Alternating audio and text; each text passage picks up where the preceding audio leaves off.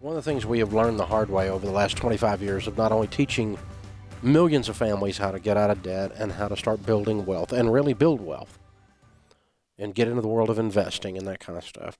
Learned it ourselves. Sharon and I learned it ourselves is used is not bad. We come now from a generation, current generation, most of the things you buy today are throwaway items. If your DVR or your DVD player doesn't work, you pitch it and you buy another one. Almost all the time. They're $50. But when we used to buy a VCR, some of you are old enough to know what that is. It's these huge tape decks things. And they were like $3,500 for the VCR recorder. If that thing broke, there was actually an appliance repair place or a TV repair place, and you took it down there and they would repair it. There were repair shops in your community that would work on small appliances. By and large, they don't exist anymore. There's a few people that still do that. But it used to be there would be a TV repair shop. It's often sold new TVs as well, but you could take your television there and have it repaired. Can you think of where there's one in your neighborhood now? Your LCD flat screen goes bad. You know what you do? Most people pitch them. We don't work on stuff anymore in our culture. We just replace it when it breaks now. And because a lot of things in our, even something as simple as a toaster, people would repair a toaster or a blender. In a generation ago, that's what we did.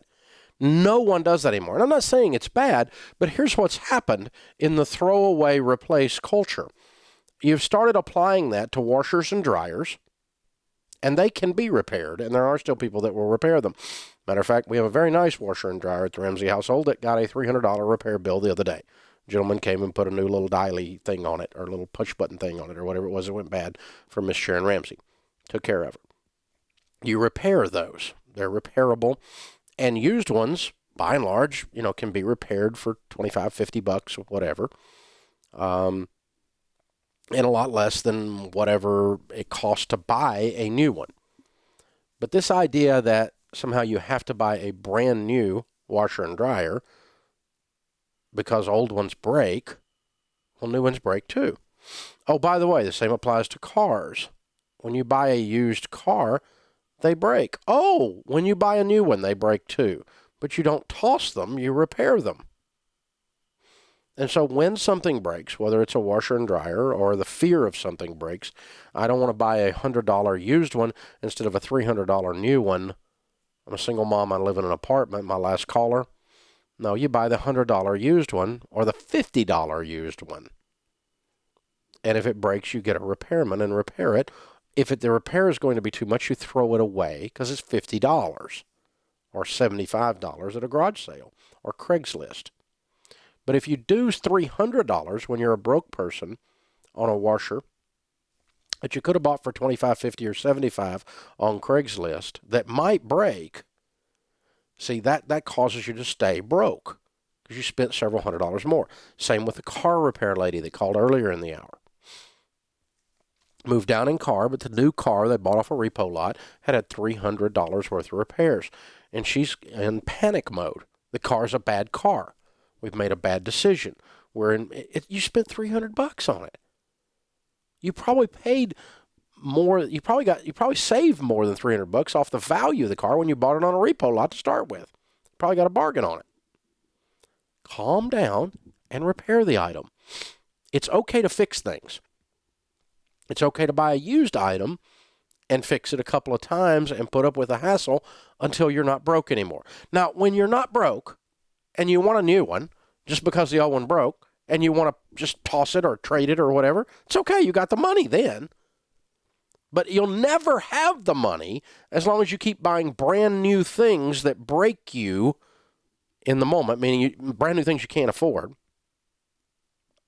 because the used ones might break. I can't drive a used car. They're not safe. You ever heard people say that? That's the dumbest thing I ever heard. A used car is not safe. Give me a break. It might break down. Let me just tell you, they all break down. Brand new cars break down.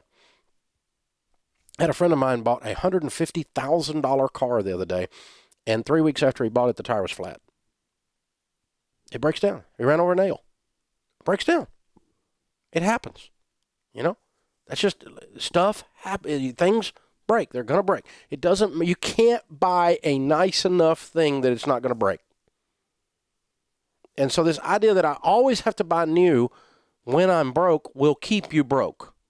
Buy used, fix it, repair it until you're not broke anymore, and then you don't have to buy used crap anymore. Drive like no one else, so later you can drive like no one else. Wash your clothes like no one else, so later you can wash your clothes like no one else. I mean, this thing that Sharon bought, I think you can fly it if it had wings. It's ridiculous. It's a ridiculous washer and dryer. But she can afford it because we've lived like no one else. We've paid a price for a long time, for decades. We put up with trashy, bad stuff. The first washer and dryer we bought when we got married 32 years ago, we paid $25 for the pair. Now, that's a long time ago, but seriously. And the stupid thing lasted like, both of them, the washer and the dryer, lasted like 3 years. That's a pretty good number. Now, you can't do that today. It's probably going to cost you more than that. But still, that's the idea. It's okay to buy used, put up with a little hassle. You're not going to, you're doing this for a period of time so you never have to do it again.